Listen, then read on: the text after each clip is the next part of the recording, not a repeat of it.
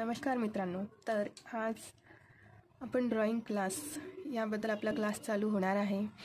तर आज आपला ड्रॉइंग क्लासचा पहिला दिवस. तर पहिल्या दिवसमध्ये आपण काय काय शिकायला पाहिजे, काय काय शिकणार आहे, या सर्व गोष्टी आपण पहिल्या दिवसपासून तर शेवटच्या दिवसपर्यंत मी सर्व तुम्हाला सांगणार आहे. तर खूप लोकांना माहिती नसतं की ड्रॉइंगची सुरुवात कशी करायची. पेन्सिल पेपर तर आहे, पण काढायचं कसं, सुरुवात कशी करायची हे माहिती नसतं. तर आज आपण पाहूया ड्रॉइंगची सुरुवात कशी करायची, बेसिक ड्रॉइंगपासून तर रिअलिस्टिक ड्रॉइंगपर्यंत ड्रॉइंग कशी काढायची हे पाहूया. आणि आपला कोर्स हा बेसिक टू ॲडव्हान्स या सर्व माहिती तुम्हाला मिळेल. आधी आपण घेतलेला आहे ड्रॉइंग शीट नंतर आपल्याला लागणाऱ्या पेन्सिल्स आणि इरेझर या गोष्टीचा आपण यूज करणार आहोत. तर सर्वात आधी स्टार्ट करूया.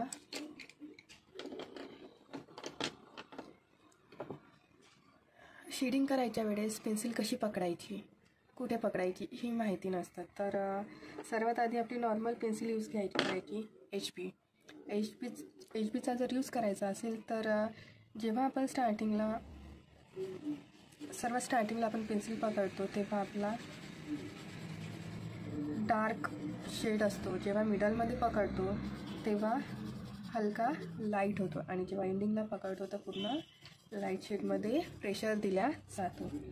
तर ही झाली एच बी पेन्सिल असे आहे की आपण लाईट पण यूज करू शकतो, डार्कमध्ये पण यूज करू शकतो आणि मिडल शेडमध्ये पण यूज करू शकतो. डिपेंड करते आपल्यावर की आपण हे कसं यूज करणार आहोत.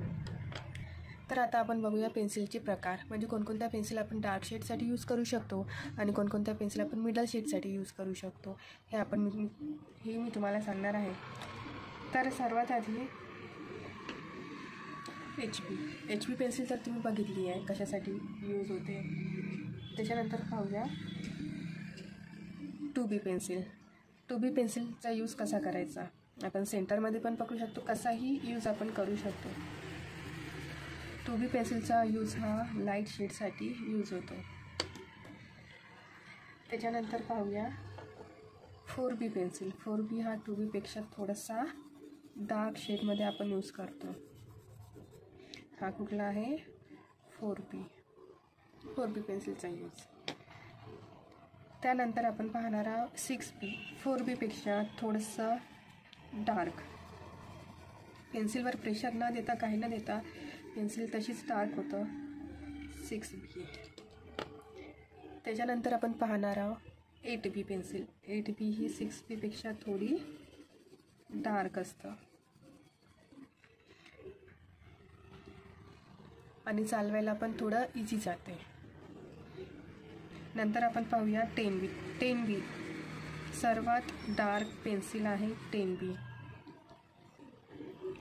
बघा, आपण आता सर्व पेन्सिलचा यूज पाहिलेला आहे. एच बीचा यूज पाहिला आहे, 2Bचा यूज पाहिलेला आहे, 4Bचा यूज पाहिलेला आहे, 6Bचा यूज पाहिलेला आहे, 8B आणि 10B या सर्वांचा यूज कसा होतो हे पण मी तुम्हाला सध्या सांगितलेलं आहे. तर आपण सेकंड क्लासमध्ये पाहूया की याची शेडिंगचा यूज कसा करायचा. तर आपण सेकंड क्लासमध्ये सर्व गोष्टी तुम्हाला सांगणार आहोत. ठीक आहे. नमस्कार.